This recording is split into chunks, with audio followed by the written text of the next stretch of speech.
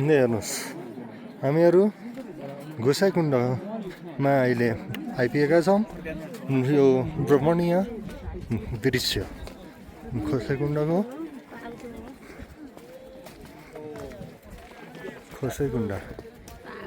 ऊ त्यहाँ पर त्यो चाहिँ हेलिप्याड त्यहाँनिर शिवको पूजा गर्ने भइहाल्यो।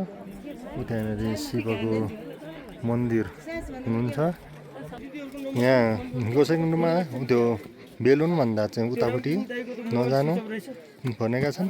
त्योभन्दा यतापट्टि मात्र स्नान गर्नुपर्दछ।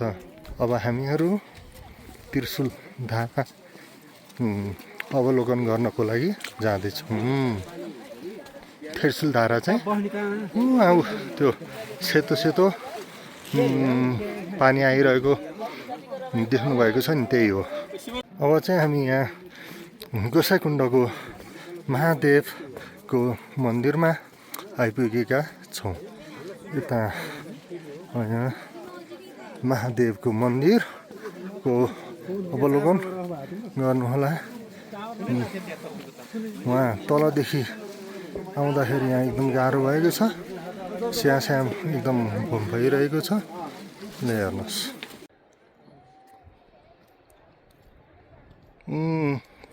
कहाँ आउनु भएको? कहाँ नै छ खै थिएन त मैले। अनि त ऊ त्यो त्रिशुल धारा चाहिँ अनि कहाँ जाँदै हो? ए हस् ल। शिव शङ्कर शङ्करजीको जन्म ठाउँ, शङ्करजीको जन्मस्थल गोसाइकुण्डको शङ्करजीको यहाँनिर पर्दछ।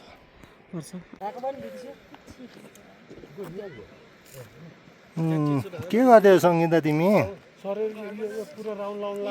कहाँ आएर घर बनाइरहेको? आमै त्यो घरमा चाहिँ को बस्ने नि?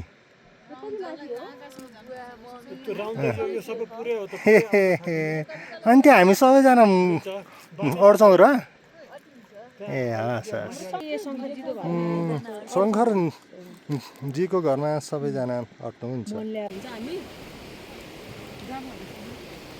गोसाइकुण्डको त्रिशुल धाराको यात्रा हुँदैछ।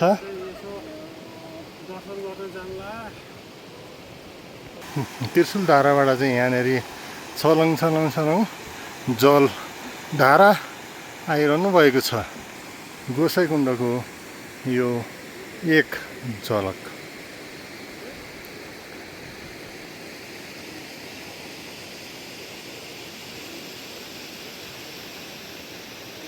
त्रिशुल धारातिर चाहिँ यात्रा भइरहेको छ। उहाँहरूलाई बाटोमा बिस्तारै हिँडिरहनु भएको छ। गाह्रो भइरहेछ। हामीहरू फाइनल्ली त्रिशुल धारामा आइपुगेका छौँ। त्रिशुल धाराबाट आएको पानी चाहिँ यहाँबाट चाहिँ आउनुभएको छ।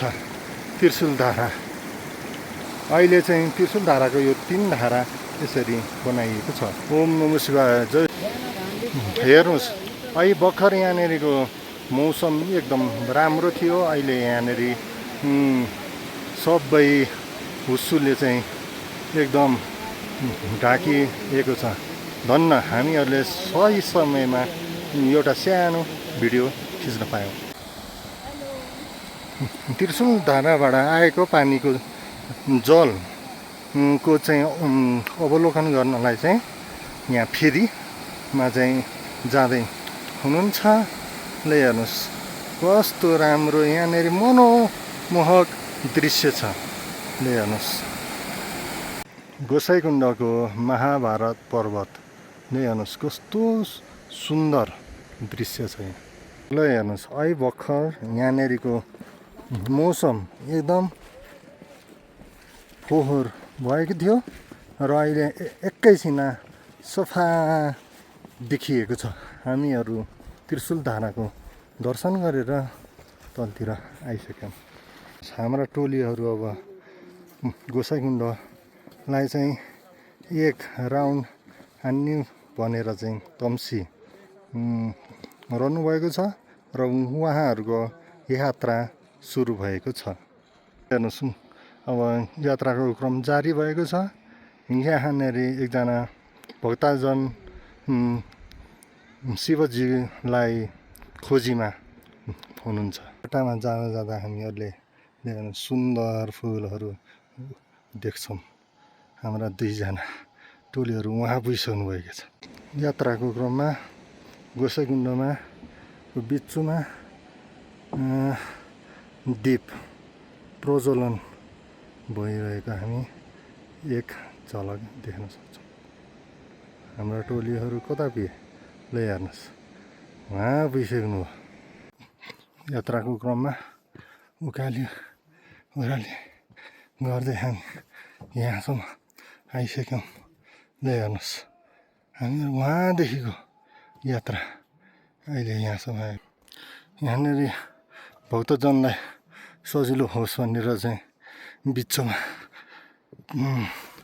त्यसरी के भनौँ, एउटा हनुमानले रामचन्द्र र सीतालाई थिनको लागि बनाएको एउटा पुल जस्तै देखिँदो रहेछ। यहाँ हाम्रा टोलीहरू को यात्रा जारी छ। अहिले मैले भनेको थिएँ नि हजुरहरूलाई, मेरा टोलीहरू अब पुल तर्दै हुनुहुन्छ, ढुङ्गाको पुल तर्दै हुनुहुन्छ। ओम नमः शिवाय, जय शम्भो।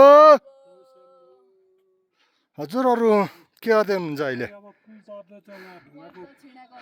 पुल बनाएर अब हामी यहाँ चाहिँ कुण्डको चाहिँ परिक्रमा गर्दैछौँ। हस् ल, यात्रालाई जारी राख्नु होला। By by. ल हिँड्दै गर्नुहोस् तपाईँहरूको पछि पछि, त्यहाँ म आउँछु। ल हेर्नुहोस् गोसाइकुण्डको रमणीय दृश्य। पुलको लगभग भाग सकिन आँटेको छ। अब उहाँहरूले पुल क्रस गर्नु लागिसक्नुभयो। उहाँहरूले पुल क्रस गरेर गइसक्नु भएको छ। अहिले यात्राको क्रममा अब हामीहरूले यहाँनिर एउटा त्रिशुल राखेको थियो। यहाँनिर सिमसिम पानी पर्न थालिरहेको छ। अब हामीहरू पदयात्रा यात्रा जारी नै छ।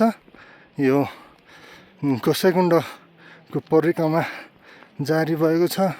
अब हामी उहाँसम्म पुग्न पर्ने भएको छ। शिवजीले साथ दिनुहुन्छ भन्ने आशा राखेका छौँ। यात्राको क्रम जारी छ र परिक्रमा लगभग अब आदि भएको छ। यहाँ आइपुगेका छौँ। अब ल्याउनुहोस्, उकाली ओह्राली गर्दै हामी गोसाइकुण्डको परिक्रमा गरिरहेका छौँ। यात्रा क्रम जारी छ। ल्याउनुहोस्,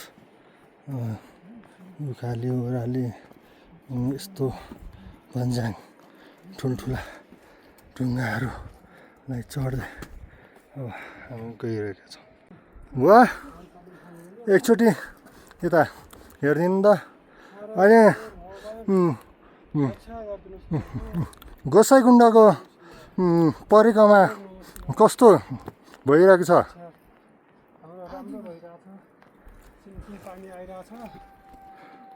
अब उकाली चढ्दै हुन्छन्। परिक्रमाको क्रममा अब हामी यहाँ आइपुगिसक्यौँ। आकाशबाट सिम पानी परिरहनु भएको छ। शिवजीले जल बर्साइरहनु भएको छ। यात्राको क्रममा हामी अहिले यहाँ आइपुग्यौँ। गोसाइकुण्ड गोसाइकुण्ड परिक्रमा गरेर हेर्नुहोस्, यस्ता यहाँ दृश्यहरू छन्। गोसाइकुण्डमा अवस्थित हेर्नुहोस्